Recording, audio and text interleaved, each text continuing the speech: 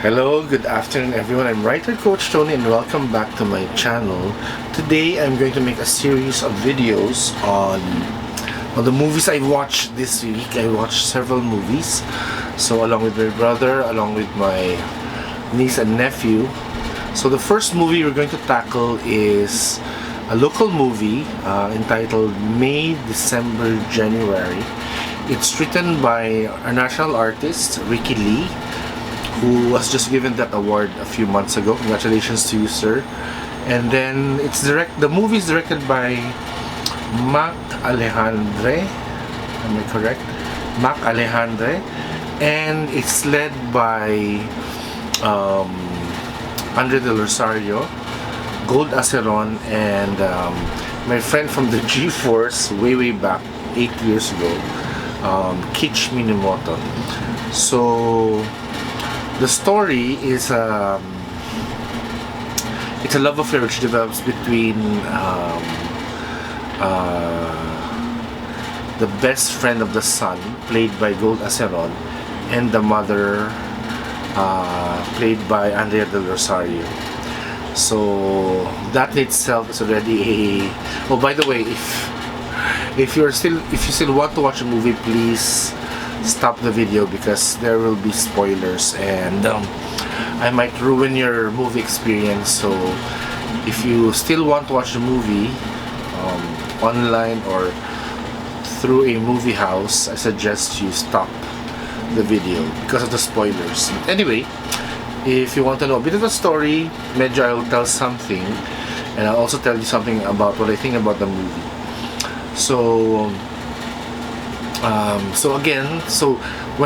actually the movie is very fast, in a way na hindi na tayo, wala na paligoy-ligoy, no? First few scenes, Kitch character immediately says I love you to Andrea. So medyo nakakabigla, no? Because walang time for development, eh. So all we know is these two college kids are best friends. And then suddenly, after a few scenes, biglang I love you na kagad.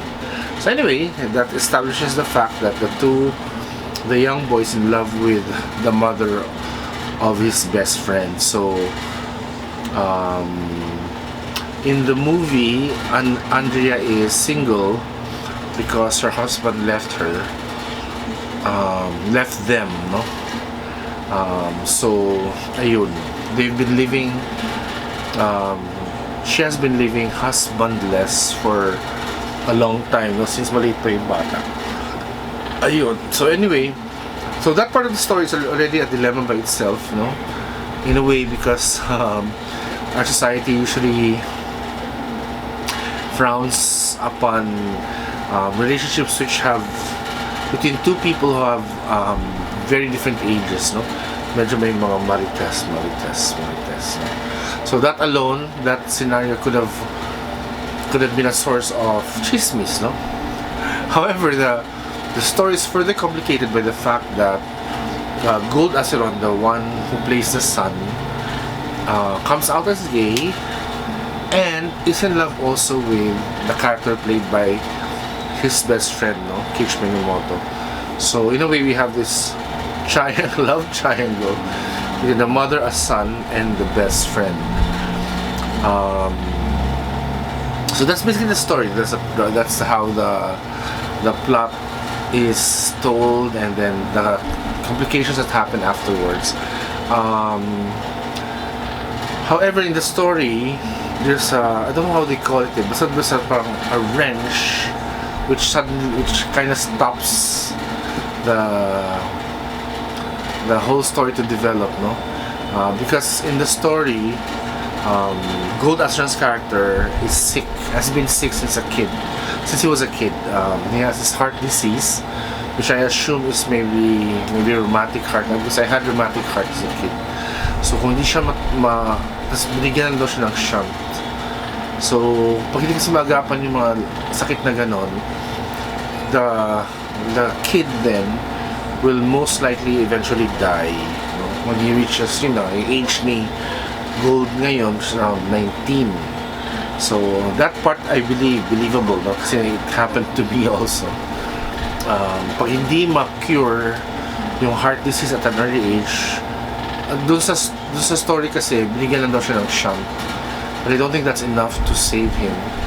So eventually, yeah, with that condition, his character can believably pass away. So, I find that very convenient and very sad. I think that plot was just used. That thing was just used so that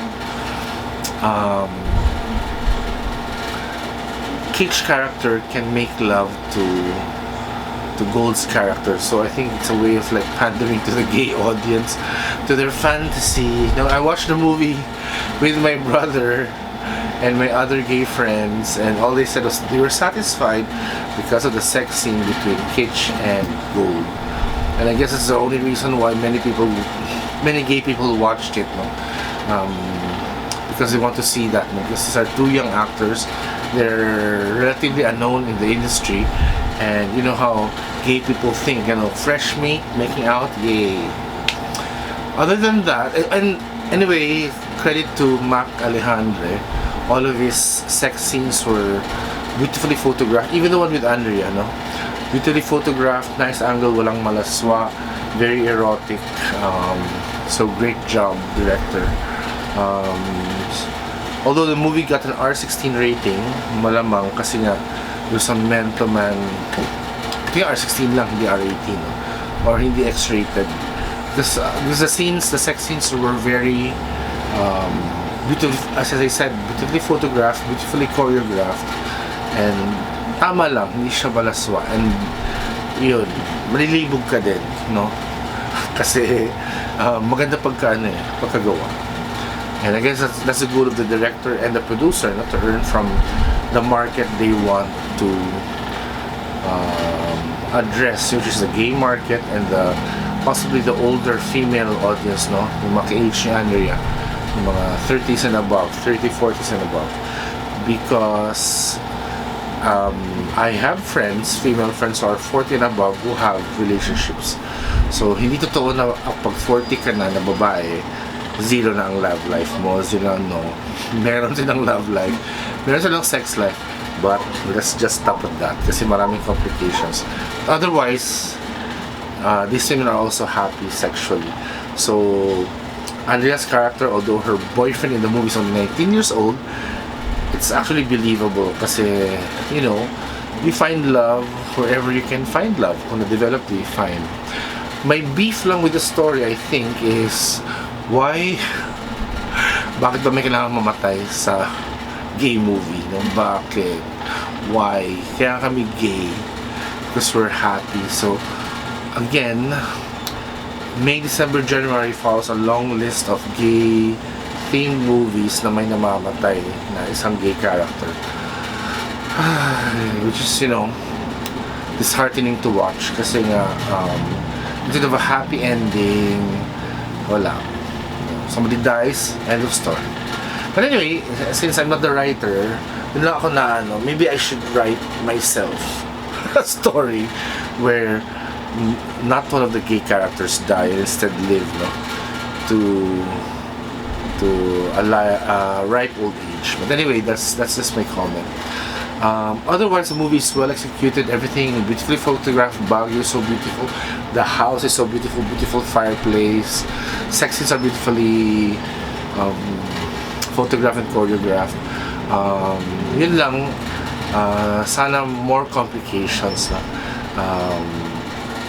which could have made them, kasi I think they were really shooting on a budget, like in a house lang. I think this was done pa during the pandemic, kaya medyo magastos, so I understand the limitations, but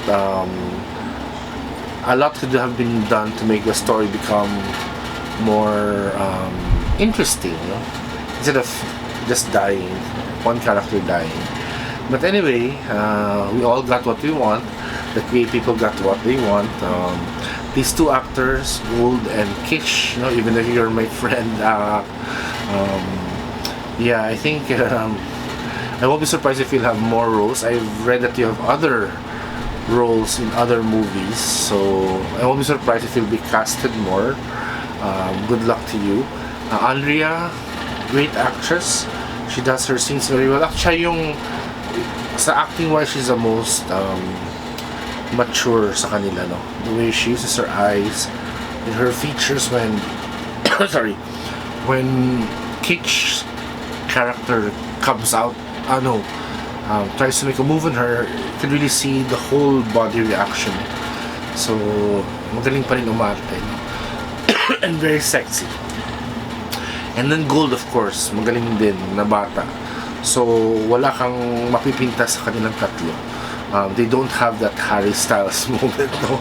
Na medyo awkward, wala. Everything comes out fresh. Halatang talagang kinoach siguro yung director yung mga bata para paglabas ng scene, believable siya at saka hindi siya awkward tingnan, no? So anyway, congrats to the whole cast, congrats to Viva. Well, congrats to Viva for producing risque movies, no? Movies which are not in the normal Filipino sense, because I hope they come out with more ideas na that maybe not only for the gay market but for everyone else, no? Kasi ano naman malaki naman ang mundo, malaki ang audience, and people will always be interested in stories of other people. So anyway, with that, thank you very much for your time. I hope you subscribe to my channel, Writer Coach Tony, and follow me in my Twitter, my Facebook, and my Instagram. Nandun po sa baba ng sa YouTube. So bye everyone, take care.